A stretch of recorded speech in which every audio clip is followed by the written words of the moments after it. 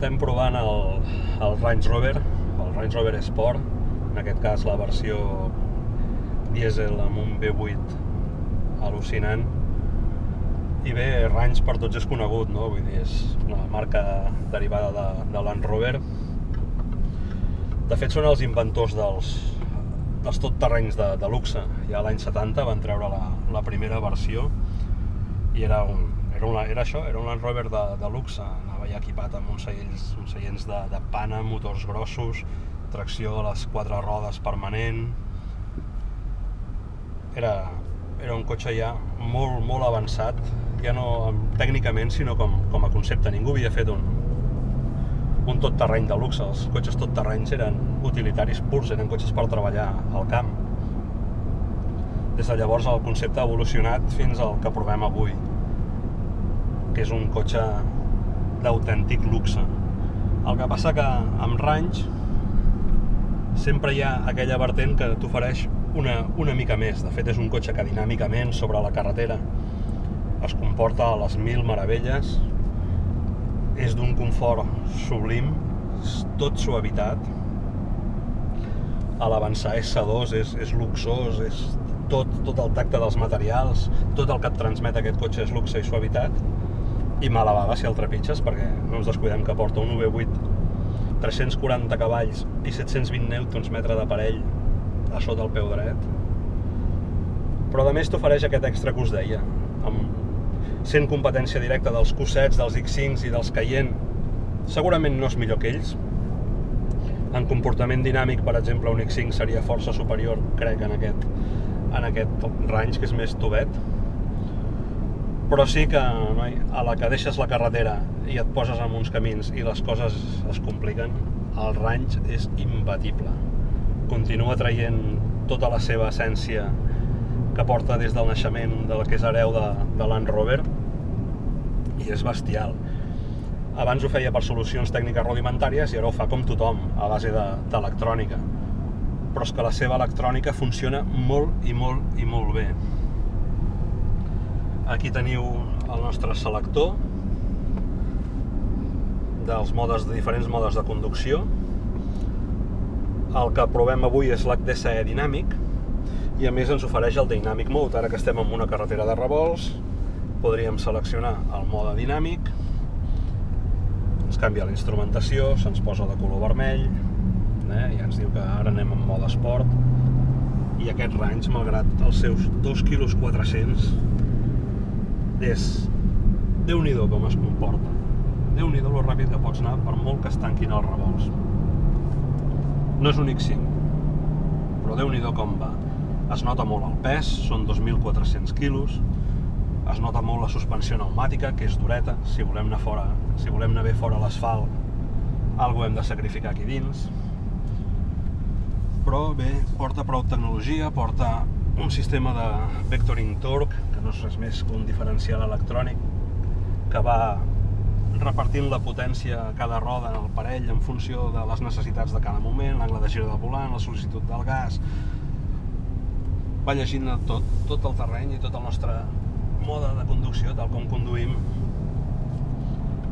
A més, porta la suspensió adaptativa, també, el C pneumàtica, 500 cops per segon, llegeix el ferm, les oscil·lacions, i bé, intenta frenar les oscil·lacions d'aquesta carrosseria mastodòntica de 5 metres de llarg, 2 metres d'ample i 1,80 d'alt.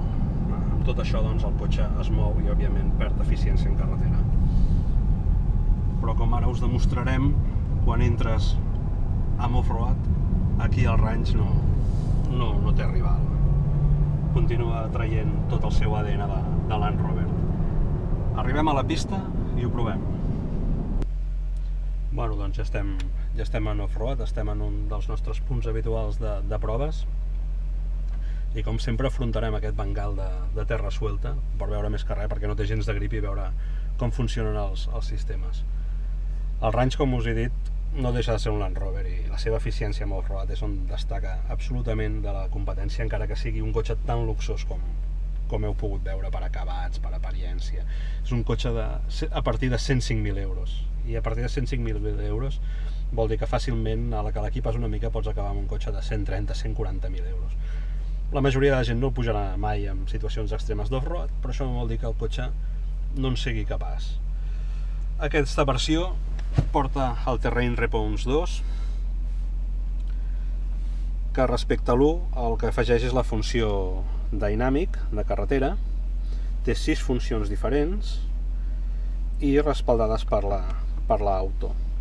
Veníem amb la funció Dynamic de carretera, mode de conducció general, el mode de neu, herba o gravilla, mode de fang o roderes profundes, i tenim el de sorra, per qui se'n vulgui anar al desert, i tenim també el de pedres sueltes. Equipa, a més, aquesta versió, les reductores. Porta les reductores, de manera que podem anar a saco pel off-road. En el tablier ja ens indicarà des de la direcció de les rodes com va repartint la tracció. El bloqueig, al posar la reductora, acaba de bloquejar el diferencial central. Té unes capacitats off-road molt destacades. Control de descens activat, a la que ens hem posat en mode off-road. Et recorda que està prohibit passar de 50 i que el recomanable és fins a 30 km/h per circular en pista. I el que ha seleccionat també ja és el mode off-road de la seva suspensió pneumàtica. S'ha situat en el punt més elevat. I amb tot això, doncs, avançar en qualsevol terreny pel range és un pur joc de nens. Aquest obstacle haureu vist que sempre l'afrontem amb tots els cotxes amb un punt de gas que sempre diem que és degut a l'electrònica. Bé, aquí l'electrònica sap com fer-ho per pujar amb off-road.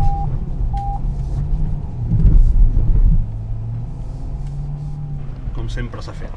Evidentment puges a base d'electrònica, no hem tingut que tenir cap mirament amb el gas, l'hem trepitjat, hem anat trepitjant a mida que ell sol·licitava avançar i el cotxe ha pujat com si res.